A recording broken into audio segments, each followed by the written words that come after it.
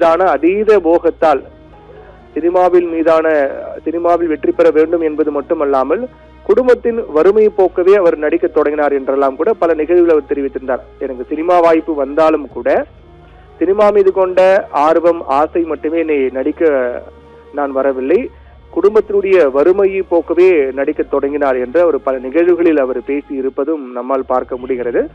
அந்த காலகட்டத்தில் திருமணமான பெண்கள், குறிப்பாக குழந்தைகள் உள்ள தாய்மார்கள் சினிமாவில் கதாநாயகியாக நடிப்பது என்பது முற்றிலும் சாத்தியமில்லாத ஒன்றாகவே இருந்த நிலையிலும் கூட அந்த மரபுகளை உடைத்தெறிந்து திருமணத்திற்கு பின்பும் திரையுலகில் சாதிக்க முடியும் என்பதை செய்து காண்பித்தவர் தான் சவுகார் ஜானகி என்று நாம் சொல்ல வேண்டும்.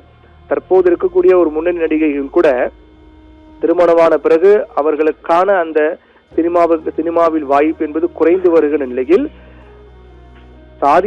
சினிமாவில் சாதிப்பதற்கு கதாநாயகிகளுக்கு திருமணம் என்பது தடையல்ல என்பதை அப்போதே அவர் அதை செய்து காண்பித்தார், அதை நிரூபித்தார் என்றுதான் சொல்ல வேண்டும். அப்படிப்பட்ட ஒரு பெருமைக்குரியவராக சவுகார் ஜானகி இருந்திருக்கின்றார்.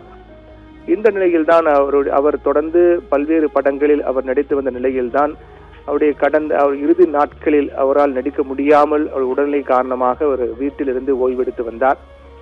குறிப்பாக அவர் தன்னுடைய 90 வயதை கடந்த பிறகும் கூட மற்றவர்களை எதிர்பார்க்காமல் தன்னிச்சையாக வாழ்வதையே அவர் விரும்பினார். தன்னுடைய அன்றாட வேலைகளை தானே செய்து கொள்வதோடு மிக ஒரு தெளிவான நினைவாற்றலுடன் நேர்காணல்களில் நகைச்சுவை உணர்வுடன் பேசக்கூடிய சுபாவம் கொண்டவர். அவர் வழக்கமாக தன்னால் இயலாமல் போனாலும் கூட தனக்கு மற்ற உதவி செய்ய வேண்டும் என்பதை எல்லாம் அவர் விரும்பவில்லை. 90 வயதை கடந்த பிறகும் கூட அவருடைய பணிகளை, அவருடைய வேலைகளை அவரே செய்து கொண்டார் என்றெல்லாம் கூட அவர் சொல்லி இருக்கிறார். அதே போன்று பல நேர்காணல்கள் எல்லாம் கலந்து கொண்டிருக்கிறார். அவருடைய நினைவாற்றல், அவருடைய நகைச்சுவை உணர்வு எல்லாம் கடைசி வரையிலும் குறையவில்லை என்பது அவருடைய கடைசி காலகட்டத்தில் அவர் கடைசியாக கொடுத்த நேர்காணலாக இருக்கட்டும், நிகழ்ச்சியில் கலந்து கொண்டு பேசியதாக இருக்கட்டும், அந்த நிகழ்வுகளை பார்க்கும்போது நம்மாலே உணர முடிகிறது.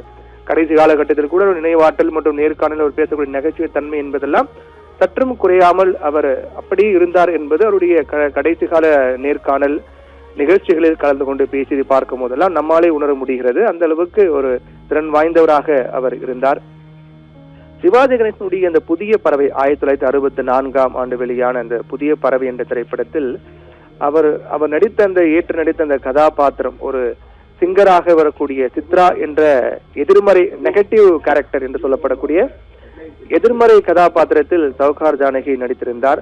ஒரு பாரம்பரியமான ஒரு குடும்ப பெண்ணாக நடித்து வந்த ஜானகி இந்த நவீன மற்றும் சவாலான அந்த திரைப்படத்தில் இந்த வேடத்தை ஏற்று நடித்து அது மிகப்பெரிய வெற்றி அடைந்த திரைப்படமாக அமைந்தது.